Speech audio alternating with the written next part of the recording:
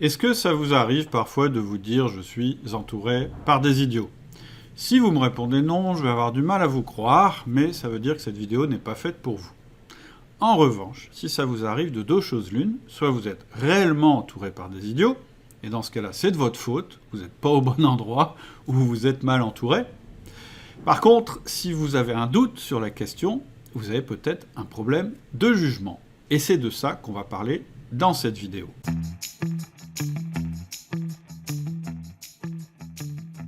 Quand on se dit « je suis entouré par des idiots », vous êtes d'accord avec moi, c'est un jugement.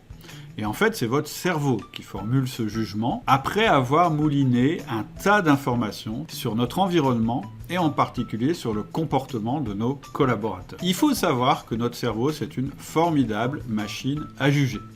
Il est capable de mouliner 500 comportements en 3 minutes. Et ça, c'était super utile quand nous étions entourés de bêtes sauvages et de collègues prêts à nous faire la peau pour nous piquer notre compagne ou notre barbaque. Et aujourd'hui, ce jugement très rapide, il est intéressant, mais juste pour nous mettre en alerte. En fait, il est très intéressant si nous sommes capables d'avoir un minimum de réflexion entre le jugement et le passage à l'action. Quand notre cerveau nous envoie des messages du type « ce type est un imbécile » ou « celle-là, elle m'énerve avec ses questions » ou bien « mais qu'est-ce qui m'ennuie avec ces détails ?» La première chose à faire, c'est de nous efforcer de décrypter quels sont les signaux que nous a envoyés la personne et qui nous ont amenés à formuler ce jugement. Parce que la réalité, ça n'est pas que vous êtes entouré d'idiots. La réalité, c'est que vous êtes entouré de personnes différentes qui n'agissent pas comme vous agissez.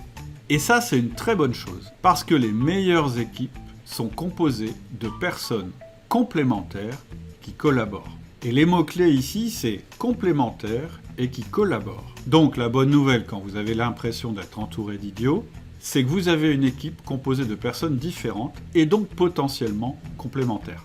Et la mauvaise nouvelle en tant que manager, c'est que vous allez devoir les faire travailler ensemble malgré leurs différences. Alors quels sont mes conseils là-dessus ? Eh bien, il va falloir apprendre à analyser ces idiots que vous avez autour de vous pour les faire passer du statut d'idiot au statut de complémentaire. Et pour ça, il y a un outil que j'aime bien, ça s'appelle le DISC. Donc DISC, qu'est-ce que ça veut dire ? Ça veut dire dominant, influent, stable et consciencieux. Ce sont les 4 profils comportementaux du DISC. Et donc, si vous parvenez à classer chacune des personnes de votre équipe dans une de ces 4 cases, vous aurez déjà fait un premier pas en avant. Je vous propose de faire un test rapide. Prenez quelques secondes et visualisez une personne de votre équipe avec qui régulièrement vous avez du mal à collaborer.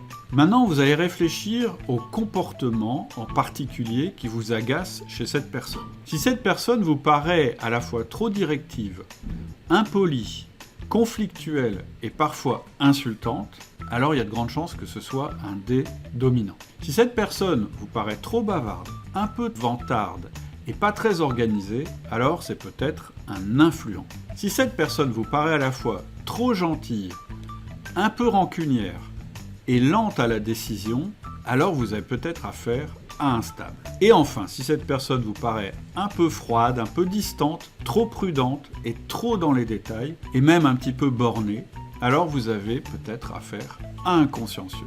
Voilà, c'est complètement caricatural ce qu'on vient de faire.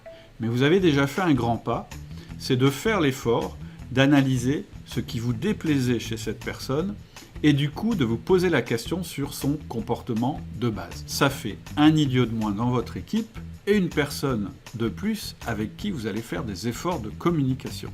Pourquoi vous allez faire des efforts de communication ? Parce que si c'est un D dominant, c'est certainement lui qui va vous aider à prendre des décisions difficiles et c'est certainement lui ou elle qui va vous aider à sortir l'équipe quand elle est dans l'ornière. Si c'est un I, il a probablement une énorme énergie à transmettre à l'équipe et probablement il ne rêve que de mettre son réseau très puissant à votre disposition. Si c'est un S, il est capable de fédérer votre équipe autour d'un projet, de rendre des grands services à chacun et d'être là dans les moments difficiles pour les soutenir.